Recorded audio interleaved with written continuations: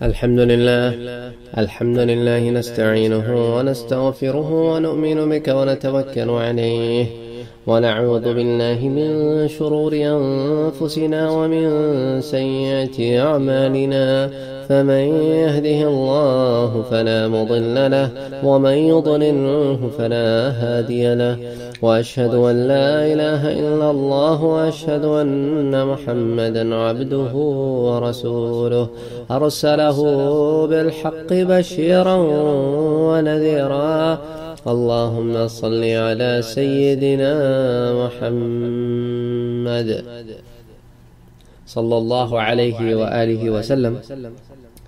آج کے درس میں انشاءاللہ اللہ کے فضل و کرم سے ہم غزوہ احد کو ڈسکس کریں گے۔ غزوہ احد سے پہلے چند بنیادی باتیں سمجھ لیں تاکہ غزوہ احد کا پس منظر سمجھ میں آئے۔ غزوہ احد کے پیچھے کئی ریزنز تھے۔ ایک ریزن تو یہ تھا کہ after a very very long time someone challenged Quraysh in a battlefield and defeated them، ہرا دیا ان کو۔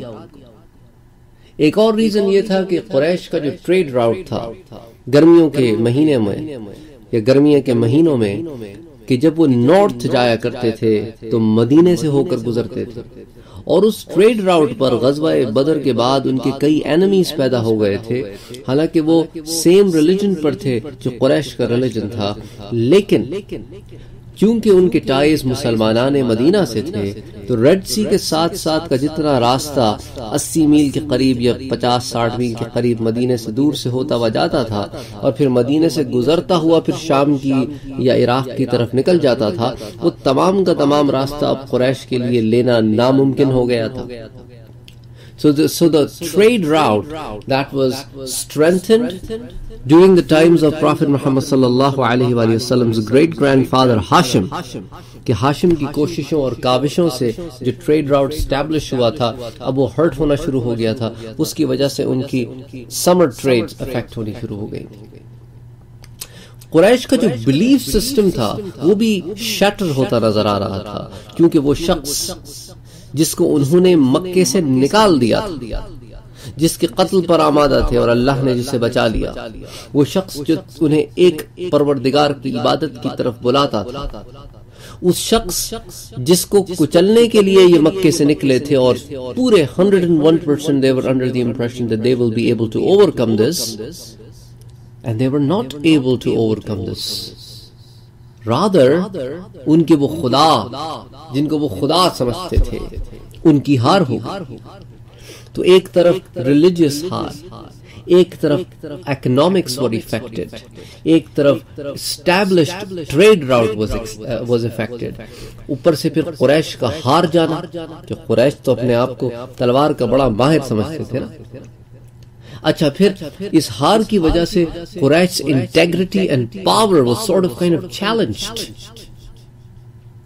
اچھا، پھر اس کے علاوہ اس جنگ میں بہت سارے بڑے بڑے گھرانے جو ہے قریش کے وہ افیکٹ ہوئے، تو ان کی جو غیرت تھی اس کو بھی دھچکا پہنچا تھا، ان کا لیڈرشپ اور سوشل سسٹم افیکٹ ہوا تھا۔ وہ بڑے بڑے سردار جن کے ٹائز تھے دوسرے قبائل سے وہ اب ایک دم ایک جھٹکے میں نہیں رہے، تو اب نئے لوگ جو آئے ہیں ان پوزیشنز پہ ان کو اثر نو from the beginning at a grassroots level would have to establish those ties and strengthen them to an extent that will going to keep their allies happy۔ اچھا، پھر قریش جو ہے وہ مسلمانان مدینہ پہ حملہ کرنے نکلے تھے، تو they wanted to have an offensive war yet they were defeated even they were outnumbered۔ سو قریش اب چاہتے تھے کہ ایک دفعہ پھر مسلمانان مدینہ پر حملہ کیا جائے اور اس دفعہ زیادہ طاقت کا استعمال کیا جائے، اس دفعہ قریش کے علاوہ باقی جو ان کے حلیف قبائل ہیں ان کو بھی شامل کیا جائے اور ایک بہت بڑی جماعت بن کر مدینے پہ حملہ کیا جائے اور مدینے کو بیٹل گراؤنڈ بنایا جائے بجائے اس کے کہ کسی اور جگہ کو بیٹل گراؤنڈ بنایا جائے۔ اچھا، پھر قریش کے ذہن میں یہ ڈر بھی تھا کہ ہم چونکہ ایک مدینے کے لوگوں سے ہار گئے، مدینے کے لوگ جن کو وہ کچھ نہیں سمجھتے، تو اب کہیں ایسا نہ ہو اس ہار کی وجہ سے اور پھر اگر ہم کو اس کا خاطر خواہ جواب بھی نہ دیں تو کہیں ایسا نہ ہو کہ وہ لوگ جو ہمارے اطراف بستے ہیں، قبیلہ بنی بکر ہو گیا، قبیلہ کنانہ ہو گیا، بنو خزاعہ ہو گیا، یہ تمام قبائل ہماری رسپیکٹ کھو دیں گے، اور ہماری رسپیکٹ کھونے کے بعد they will going to ask us to leave Makkah because we cannot defend the gods anymore. تو اس کی وجہ سے ان کی سالمیت کو خطرہ تھا کہ ہماری رسپیکٹ، ہم خدا کے گھر کے مجاور ہیں، یہ تمام چیزیں کہیں ہم سے چھین نہ لی جائیں، جس طرح بنو خزاعہ سے قریش نے لی، جس طرح بنو خزاعہ نے بنو جرہم سے لی، تو کہیں یہ تمام چیزیں ہم سے بھی نہ چلی جائیں۔ تو یہ تمام چیزیں ان کے ذہن میں تھیں جس کی وجہ سے they were thinking about attacking مدینہ۔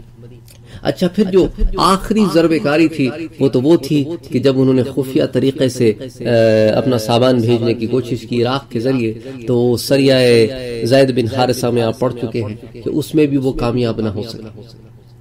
تو اب قریش کے لیے بڑے مسائل تھے، ان تمام مسائل سے وہ ان کو حل بھی کرنا چاہتے تھے، نمٹنا بھی چاہتے تھے، اس لیے انہوں نے اب کہا کہ بس اب that's it, let's go and solve this problem once and for all۔ اچھا، ایک اور بات یہاں اپنے ذہن میں رکھیں کہ ابو سفیان بدر کے بعد سارا تجارتی قافلہ مکہ بڑی کامیابی سے لے آیا تھا، لیکن ابھی تک وہ سارا سامان دار الندوہ میں محفوظ پڑا ہوا تھا۔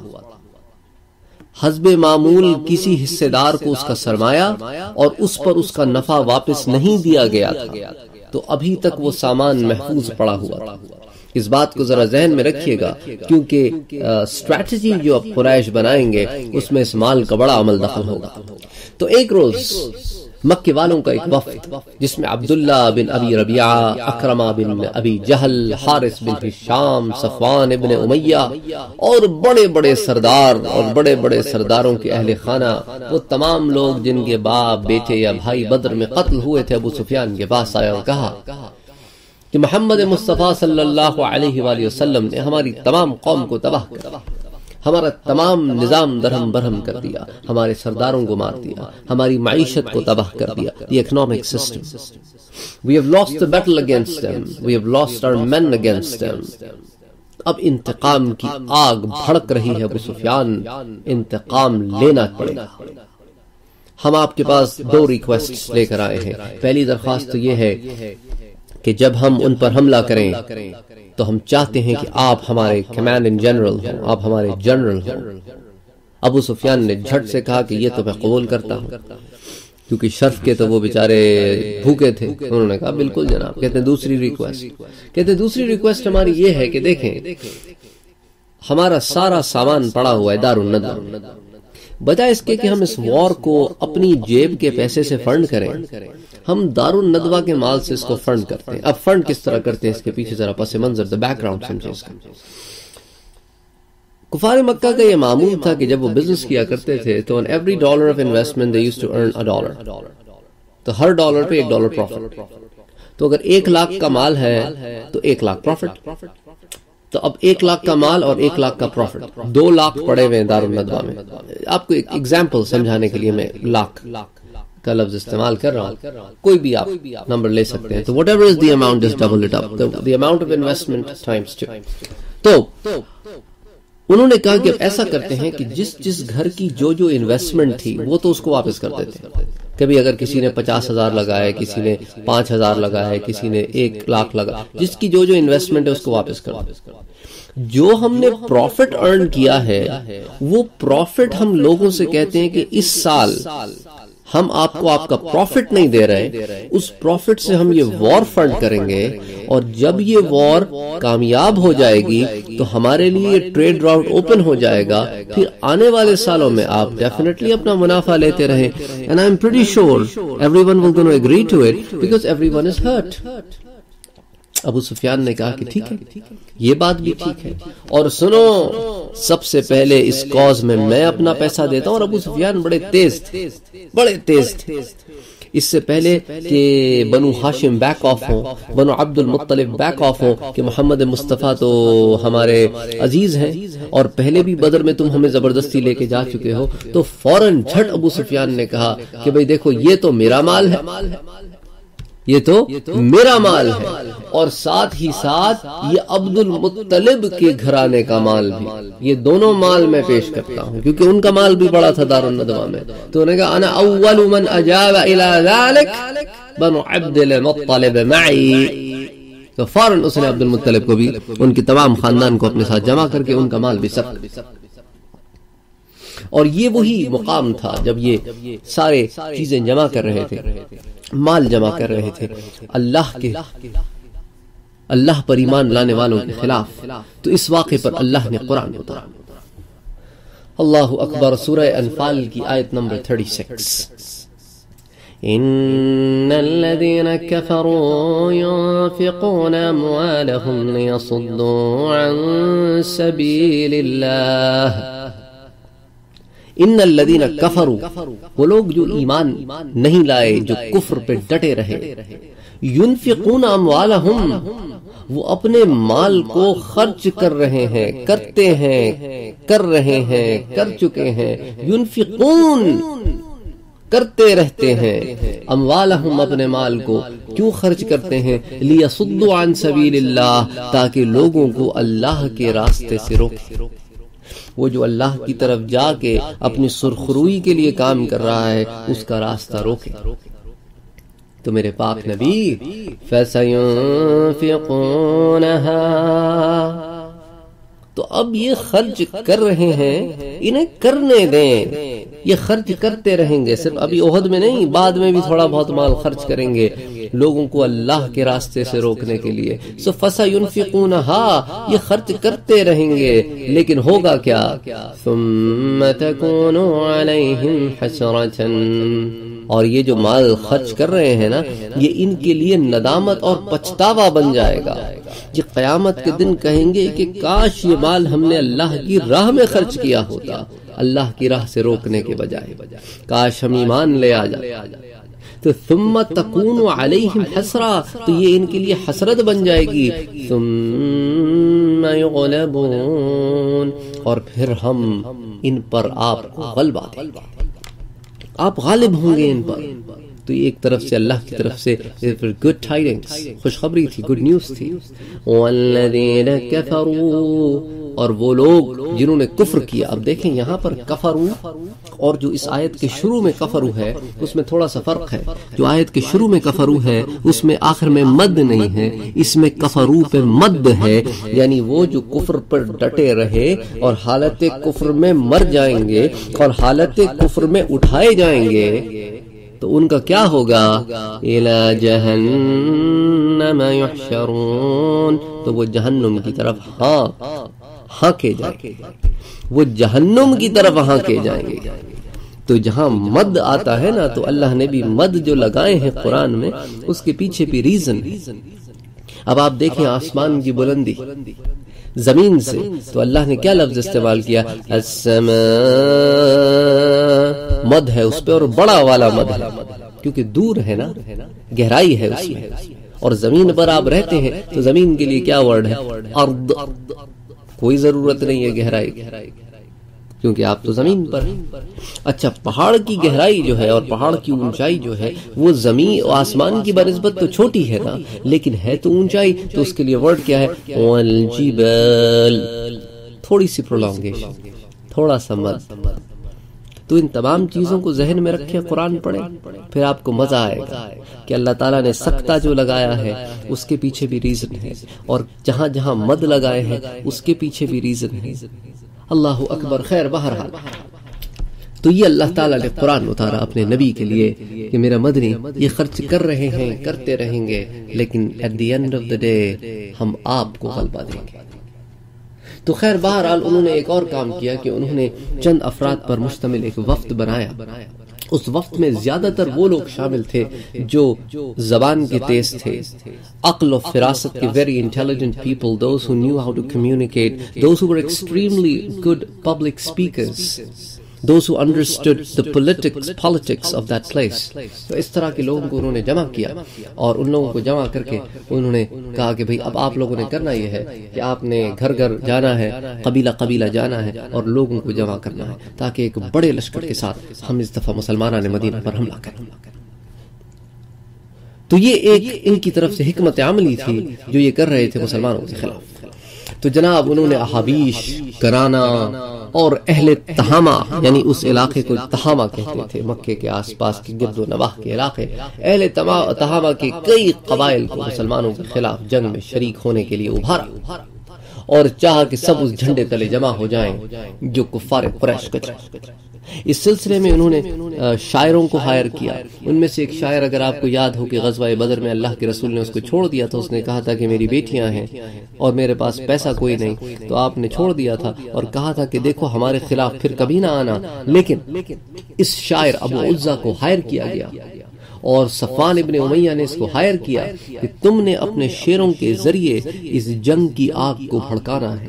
اور اس شخص نے پیسہ لے کر اس بات پہ ایگریمنٹ کیا کہ ہاں میں ایسا کروں، حالانکہ وہ اللہ کے رسول صلی اللہ علیہ وآلہ وسلم سے وعدہ کر چکا تھا.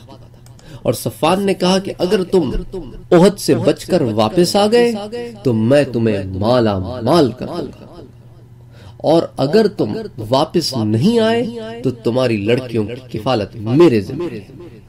تو جناب ابو عزہ کو اور کیا چاہیے تھا، یہ تو دنیا کے مارے لوگ تھے. اس نے اللہ کے رسول صلی اللہ علیہ وآلہ وسلم سے کیا ہوا عہد تو توڑ دیا اور جناب اشعار کے ذریعے قبائل کو بھڑکانا شروع کیا. اسی طرح قریش کا ایک اور شاعر تھا جس کا نام تھا مصافع بن عبد مناب جمحی، اس کو بھی اس مہم کے لیے تیار کیا. تو جناب عمر بن عاص، عبداللہ بن زبعری، حبیرہ بن وہب، ابو عزہ عمر بن عبداللہ الجمحی اور اس طرح کے اور کئی لوگوں کو، ابو عزہ، ان تمام لوگوں کے وفد کو قبیلہ قبیلہ بھیجا گیا اور کرتے کرتے انہوں نے بہت جلد مسلمانان مدینہ کے خلاف 3000 کا لشکر جرار اکٹھا کیا، جس میں قریش، بنو کنانہ، احابیش اور اہل تہامہ کے مختلف قبائل شامل. اس لشکر کی حال یہ تھا کہ اس میں 700 افراد زرہ پوش تھے اور 200 اس میں گھڑ سوار تھے. اس زمانے کے لحاظ سے جنگی ساز و سامان اہل مکہ اور اطراف کے علاقے اور even all the way to that part of Arabia, that was considered to be a big deal کہ آپ کے پاس 700 ایسے آدمی ہو جو بالکل زرہ پوش اور 200 گھڑ سوار. اور یہی وہ وقت تھا کہ وحشی کو تیار کیا گیا. اب اس میں لوگوں کو مغالطہ ہوتا ہے، وہ یہ سمجھتے ہیں کہ وحشی کو تیار کرنے والی ابو سفیان کی بیوی ہندہ تھی، ہندہ بنت عتبہ، کہ وہ اپنے باپ، اپنے چچا اور اپنے بھائی کے قتل کا بدلہ لینے کے لیے اس نے حبشی کو تیار کیا. دراصل یہ بات غلط ہے.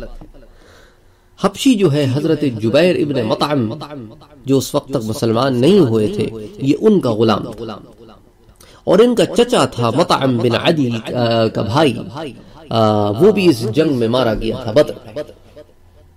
تو جبیر ابن مطعم ابن عدی کے بیٹے ہیں اور مطعم ابن عدی کا بھائی جو ہے طعیمہ بن عدی، اس کو حضرت حمزہ نے مارا. تو اپنے چچا طعیمہ بن عدی کے قتل کا بدلہ لینے کے لیے جبیر ابن مطعم نے وحشی کو تیار کیا.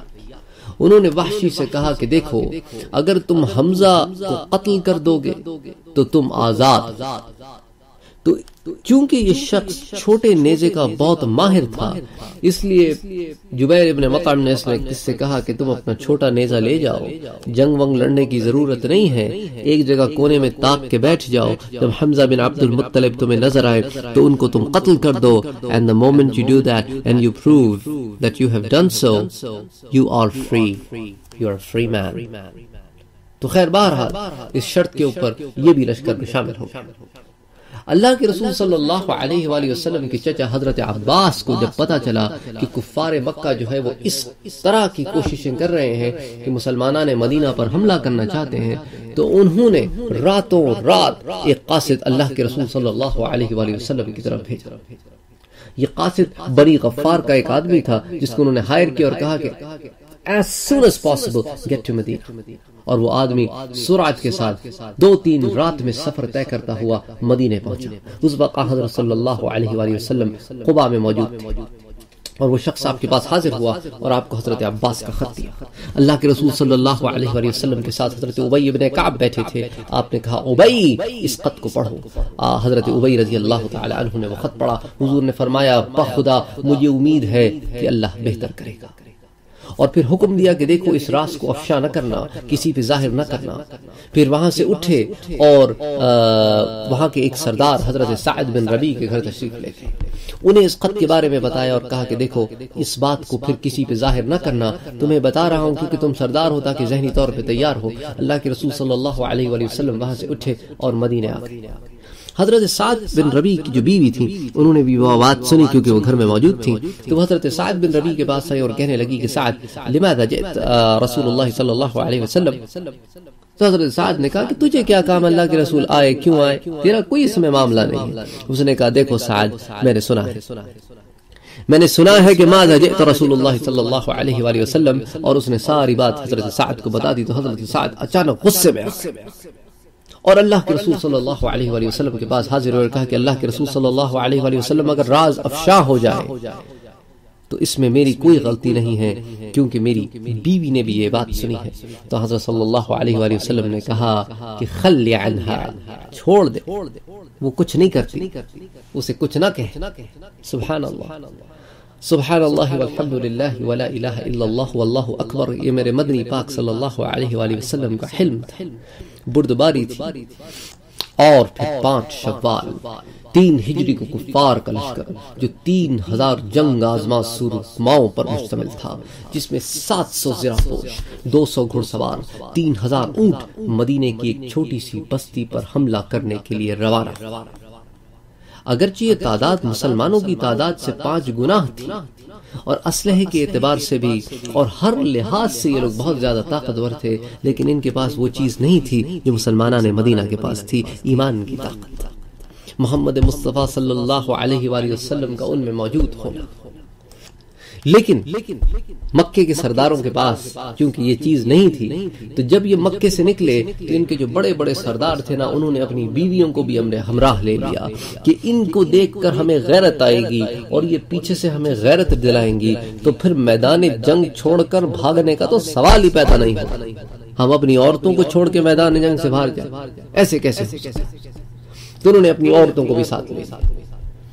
تو خیر بہرحال اس میں علماء کرام کہ ہاں اختلاف ہے ان کی تعداد کے بارے میں, لیکن سب کے نام بھی کتب میں موجود نہیں ہیں, کچھ کے نام موجود ہیں. تو انشاءاللہ وہ میں آپ کے سامنے عرض کروں گا, لیکن ایک دفعہ پھر بتاتا چلوں کہ 3000 اونٹ, تاکہ آپ اس کی اہمیت کو سمجھیں کہ کہاں مسلمان جو 500-600 لوگ ہیں اور کہاں یہ 3000 کا اونٹ کا لشکر. 3000 تو صرف اونٹ ہیں ان کے پاس, 200 گھوڑے ہیں, 3000 بندہ ہے, جس میں سے 700 ایسے ہیں جو اسلحے سے لیس ہیں, ان کے اوپر آرمر ہے, اور ان کا اسلحہ, ان کی تلواریں مسلمانوں کی تلواروں سے بھی بہتر ہیں, ان کے آرمرز مسلمانوں کے آرمر سے بھی بہتر ہیں. ان کے ساتھ جرنیل ہیں, ان کے ساتھ بڑی آرگنائزڈ اور منظم فوج ہے, ان کے ساتھ قبائل ہے, اور یہاں مسلمانوں کا 600 کا لشکر. اس 600 کے لشکر میں سے بھی 1/3 لشکر 1000 نکلے تھے, اس میں سے 1/3 چھوڑ کر جا چکا ہے, تو اب 2/3 لشکر رہ گیا ہے 600 کا لشکر. اب آپ دیکھیں اس کا مورال کیا ہوگا, اور سامنے 3000 کا لشکر جو کہ 5 گنا ہے. اب ان تمام باتوں کو اپنے ذہن میں رکھیں. اب ہم ان میں سے چند عورتوں کا ذکر کرتے ہیں جو ان کے ساتھ چلی تھیں. ان میں سے کچھ عورتیں ہیں جن کا بڑا کلیدی کردار, ویری امپورٹنٹ رول آئے گا بعد میں. ایک تو ان میں تھی ہندہ بنت عتبہ, اور یہ ابو سفیان کی بیوی اور حضرت معاویہ کی ماں ہے. ایک ہے ان میں ام حکیم بنت حارث بن ہشام, یہ ابو جہل کے بیٹے اکرمہ کی بیوی ہے اور ابو جہل کے بھائی کی بیٹی ہے, حارث بن ہشام کی بیٹی. اچھا, پھر حارث بن ہشام چونکہ خود بھی اس جنگ میں شامل ہوا تھا, تو اس کی اپنی بیوی فاطمہ بنت ولید وہ بھی اس میں شامل تھی. اچھا, پھر برزہ بنت مسعود, یہ صفوان ابن امیہ کی بیوی, یہ بھی اس میں آئی. اچھا ریتا بنت شیبہ یہ حضرت عمر ابن عاص کی بیوی ہے. اچھا پھر سلافہ بنت سعد یہ بھی ایک بڑا کلیدی کردار ہوگا, اس کے بارے میں آپ پڑھیں گے تھوڑا سا بعد میں. یہ طلحہ بن ابی طلحہ جمحی کی بیوی ہے. اچھا پھر خناس بنت مالک یہ حضرت مصعب بن عمیر رضی اللہ تعالی عنہ کی ماں ہے. اور پھر عمرہ بنت علقمہ یہ بھی ایک آپ اس کے بارے میں بھی تھوڑا سا پڑھیں گے. اس عورت نے کس طرح جنگ کا پاسا پلٹا کفار مکہ کے حق میں, تو اس کے بارے میں بھی انشاءاللہ ہم بعد میں پڑھیں گے. تو علامہ زرقانی فرماتے ہیں کہ سوائے خناس اور بنت علقمہ ان دونوں کے علاوہ تمام عورتیں بعد میں چل کر مسلمان ہو گئیں. اللہ اکبر. اور ان عورتوں کے علاوہ اور بھی بہت ساری عورتیں شامل تھیں. یہ دفیں بجاتی, اپنے مقتولوں کے مرثیے گاتی جو بدر میں مر گئے تھے, اور لوگوں کو رلاتی اور انتقام کی آگ بھڑکاتی اور جوش دلاتی, اور اس طرح کے واقعات سارا راستہ کرتی رہتی تاکہ جو ایک آگ ہے نا وہ دہکتی رہے سینوں میں.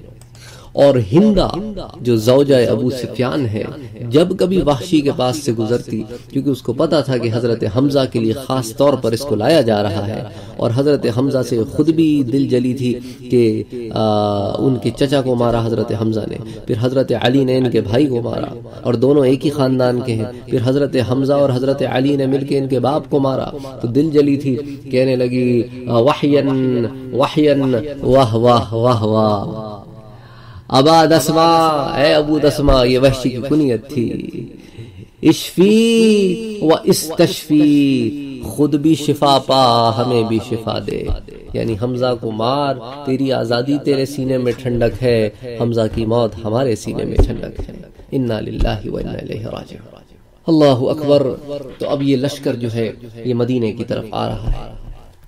اور اگر آپ کو یاد ہو کہ ابو عامر نامی ایک شخص مدینے میں رہتا تھا جو راہب بن گیا تھا اور لوگوں سے کہتا تھا کہ میں ایک نبی امی کا انتظار کر رہا ہوں, اور وہ نبی ہجرت کر کے مدینہ تشریف لائیں گے, اور میں اس نبی کا منتظر ہوں, جب وہ آئیں گے تو میں ان کی پیروی اختیار کروں گا.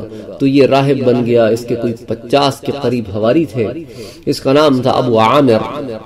اور جب اللہ کے رسول صلی اللہ علیہ وآلہ وسلم مدینہ تشریف لائے تو یہ وہ شخص تھا جس نے حضرت صلی اللہ علیہ وآلہ وسلم کی تکذیب کی اور کہا کہ آپ وہ نبی نہیں ہیں جس کا ہم منتظر ہیں. اور اسی لیے پھر صحابہ کرام نے اس کو ابو عامر فاسق بجائے اس کے کہ ابو عامر راہب لوگ پہلے اس کو کہتے تھے, ابو عامر فاسق اس کو کہنا شروع کر دیا. تو جب حضرت صلی اللہ علیہ وآلہ وسلم مدینے میں سیٹل ڈاؤن ہوئے تو یہ مدینہ چھوڑ کے نکل گیا. اور جب کفار مکہ احد کے لیے مدینے پر حملہ کرنے آئے تو یہ بدبخت بھی اپنے 50 حواریوں کے ساتھ ان میں شامل ہو گئے, اور یہ بھی جناب مدینے پہ چڑھائی کرنے کے لیے پر تولنے لگا. اس کے بارے میں کچھ اور حالات اور اس کے کیے ہوئے کچھ اور غلط کام ہم انشاءاللہ غزوہ احد کے سلسلے میں آگے نقل کریں گے, لیکن میں نے سوچا کہ آپ کو یہ بھی ایک کانٹیکسٹ دیتا چلوں جب یہ نام انشاءاللہ اگلے درس میں آئے گا کہ کفار مکہ نے کیا کیا ٹیکٹکس اپنائی جب وہ وہاں پر پہنچے, اور اس شخص کا کیا کردار تھا جنگ میں. جب ہم اس کو ڈسکس کریں گے تو یہ نام اپنے ذہن میں رکھیے گا کہ ابو عامر فاسق. اور اس نے یہ کہہ کر مکے والوں کو اب جوائن کیا. اس نے کہا کہ دیکھو مکے والوں, میں ہوں قبیلہ اوس سے. جس طرح قبیلہ خزرج میں عبداللہ ابن ابی ابن سلول جو رئیس المنافقین تھا, جس طرح اس کی پوزیشن تھی خزرج میں, اس شخص کی پوزیشن تھی اوس میں. اوس والے اس کو بہت مانتے تھے اور اس کی بڑی عزت کرتے تھے. اس نے کہا دیکھو اوس والے میری بڑی عزت کرتے ہیں, میں تمہارے بڑے کام آؤں گا. بیچ جنگ میں اگر میں جا کر اوس سے کہوں کہ میدان جنگ چھوڑ دو تو وہ تو پھر اللہ کے رسول صلی اللہ علیہ وسلم کو چھوڑ کے الگ ہو جائیں گے. تو کفار مکہ نے کہا یار یہ تو بڑا زبردست آدمی ہے, یہ تو ہمارے بڑے کام آئے گا. تو انہوں نے اس کو بھی اپنے ساتھ کر لیا, تو یہ بھی لشکر میں شامل ہو گیا. اب چند واقعات ہم دیکھتے ہیں کہ جب یہ کفار مکہ جو ہے وہ مدینے کی طرف آ رہے تھے تو راستے میں کچھ واقعات ہوئے, جس میں ایک واقعہ علماء کرام ذکر کرتے ہیں. اس سے پتہ چلتا ہے کہ کفار مکہ کی ذہنیت کیا تھی اور کن ایکسٹریمز تک یہ جا سکتے تھے. ان کی عورتوں کا یہ حال تھا, آپ آگے بھی دیکھیں گے تو سوچیں کہ ان کے مرد کتنے سفاک ہوں گے. تو کفار مکہ جب مکے سے نکلے تو ان کے پڑاؤ کی ایک جگہ جو ہے وہ مقام ابوا تھی, اور جب یہ مقام ابوا پر پہنچے تو ہندا بنت عتبہ جو ابی سفیان کی بیوی تھی، یعنی ان کا تو کمانڈنگ جنرل تھا اس وقت، اس کی بھی بیوی اور مکے کے سردار کی بھی بیوی، تو اس نے ابو سفیان سے کہا کہ ابو سفیان میرے پاس ایک بڑی زبردست رائے ہے، اگر تم چاہو تو بڑا کام ہو سکتا ہے۔ ابو سفیان نے کہا کیا بات ہے؟ اس نے کہا دیکھو یہ وہ جگہ ہے جہاں حضرت صلی اللہ علیہ وآلہ وسلم کی والدہ دفن ہے، میں اس مقام کو جانتی ہوں جو وہاں دفن ہے، تو اب ہم یوں کیوں نہ کریں کہ ہم حضرت صلی اللہ علیہ وآلہ وسلم کی والدہ کی قبر کھودیں اور قبر کھودنے کے بعد ان کی لاش کو نکالیں، اور اگر ہم جنگ ہار گئے اور ہمارے لوگ پکڑے گئے تو حضرت صلی اللہ علیہ وآلہ وسلم کی والدہ کے ایک ایک عضو، ایک ایک جسم کے ٹکڑے ہم اپنے ان کو دیں گے اور اس کے بدلے اپنے لوگوں کو چھڑائیں گے کہ ہاتھ کے بدلے اس کو چھوڑ دو اور ٹانگ کے بدلے، نعوذ باللہ۔ اس قدر کی گندی ذہنیت، اس قدر کی سخت ظالمانہ ذہنیت، اور ابو سفیان بھی کم نہیں تھا۔ اس نے کہا ٹھیک ہے ہندا، بات تو تمہاری بڑی زبردست ہے، میں مشورہ کر کے تمہیں قریش سے بتاتا ہوں۔ تو جب وہ قریش کے پاس آئے اس نے کہا کہ بھئی دیکھو یہ فلاں فلاں بات ہے اور ہم جانتے ہیں وہ کس جگہ ہے، اور ہم چاہیں تو ایسا کر سکتے ہیں، اس طرح ہمیں مال بھی نہیں دینا پڑے گا اور فائدہ بھی ہو جائے گا، اور پھر ان کو تکلیف تو پہنچے گی کہ ان کی ماں کی بوٹی بوٹی ہم انا للہ و انا الیہ راجعون۔ تو کفار قریش میں کچھ عقل مند اور دانش مند لوگ بھی تھے، انہوں نے کہا اگر تم نے قبر کھودنے کی رسم شروع کر دی ابو سفیان تو پھر تمہارے دشمن بنو بکر وغیرہ بھی تمہارے آباء و اجداد کی قبروں کو کھود کھود کر تم سے بھی ایسے سودے کریں گے، بہتر ہے کہ اس فتنے کا دروازہ بند رہنے دو۔ اللہ اکبر۔ اس طرح اللہ تعالی نے اپنے محبوب کریم صلی اللہ علیہ وآلہ وسلم کی والدہ ماجدہ کی حرمت کو محفوظ رکھا۔ ان اللہ علی کل شیء قدیر، بے شک اللہ ہر چیز کرنے پر قادر ہے۔ اب آپ دیکھیں کس طرح بچایا، کس طرح بچایا اللہ نے۔ اسی لیے بزرگان دین، اس لیے اولیاء اللہ، علماء کرام کہتے ہیں کہ جب اللہ کسی کو بچانا چاہے تو اس کو کوئی نقصان نہیں پہنچا سکتا، اور جس کو اللہ نقصان پہنچانا چاہے اس کو کوئی بچا نہیں سکتا۔ عاد و سمود تو سامنے ہیں آپ کے، ان کے کھنڈرات آج بھی موجود ہیں، اور ابراہیم خلیل اللہ کے بارے میں بھی آپ جانتے ہیں کہ سارا ملک خلاف ہے، آگ میں ڈال دیے گئے، لیکن پروردگار کو بچانا تھا تو آگ کو گلزار بنا دیا۔ اللہ پہ یقین رکھیں، that is the bottom line. believe in اللہ سبحانہ وتعالی، اور اس کے لیے ضروری ہے کہ ہمارے دلوں میں ایمان ہو۔ صرف زبانی کلامی بات کرنے سے بات نہیں بنے گی، زبان سے تو سب اقرار کرتے ہیں لیکن عقل سے مانتے ہیں، دل سے یقین کرتے ہیں کہ اگلا سٹیپ ہے، اور جو فائنل سٹیپ ہے وہ عمل ہے۔ عمل سے شو کرنا ہے کہ ہم واقعی اللہ پر ایمان لاتے ہیں۔ جب ہم نماز پڑھتے ہیں اور ہم کہتے ہیں الحمدللہ رب العالمین، تو کیا ہم واقعی اس پاک پروردگار کے شکر گزار ہیں، اس کی تعریف بیان کر رہے ہیں؟ الرحمن الرحیم، کیا ہم واقعی اسے رحمان اور رحیم مانتے ہیں کہ انہ رحمان فی الدنیا والرحیم فی الآخرہ؟ مالک یوم الدین، تو کیا ہم اسے واقعی روز جزا کا مالک مانتے ہیں کہ جس دن لوگوں کو عدل بدل دیا جائے گا ان کی اچھائیوں اور برائیوں کا؟ اگر مانتے ہیں تو پھر گناہ کیسے کرتے ہیں؟ مانتے ہیں تو کسی کا حق کیسے کھاتے ہیں؟ مانتے ہیں تو پھر برائی کیسے کرتے ہیں؟ مانتے ہیں تو پھر گناہ کیسے کرتا ہے مسلمان؟ ایاک نعبد و ایاک نستعین، ہم تجھی سے مدد مانگتے ہیں، تیری ہی عبادت کرتے ہیں۔ جب تیری ہی عبادت کرتے ہیں اور تجھی سے مدد مانگتے ہیں تو پھر غیر کے آگے کیوں جھکتے ہیں؟ غیر سے کیوں دبتے ہیں؟ غیر کو کیوں سجدہ کرتے ہیں؟ غیر پہ کیوں چادریں چڑھاتے ہیں؟ جب اس کی عبادت کرتے ہیں تو اس نے تو کہا ہے کہ مجھ سے مانگو میں دوں گا، ڈائریکٹ لنک ہے، اس کو انڈائریکٹ کر کے خراب کیوں کرتے ہیں؟ کفار مکہ بھی تو یہی کہتے تھے کہ ہاں ہونا شفاعنا، یہ جو ہے ہمارے بت، ہم ان سے نہیں مانگتے، لیکن چکر سارا یہ اللہ کے حضور یہ ہماری شفاعت کرتے ہیں، ہم ان کو خوش کرتے ہیں اور وہ اللہ سے ہماری عرضی بیان کرتے ہیں۔ یہی تو ہم بھی کرتے ہیں، ہم بھی تو جا کے چادریں چڑھا کے یہی بات کرتے ہیں نا کہ دیکھیں فلاں بزرگ کی خبر پہ چادر چڑھا دی، اب ان سے منت مانگی ہے وہ پوری کریں گے، اللہ سے عرض کریں گے، حالانکہ اللہ کہتا ہے ادعونی استجب لکم۔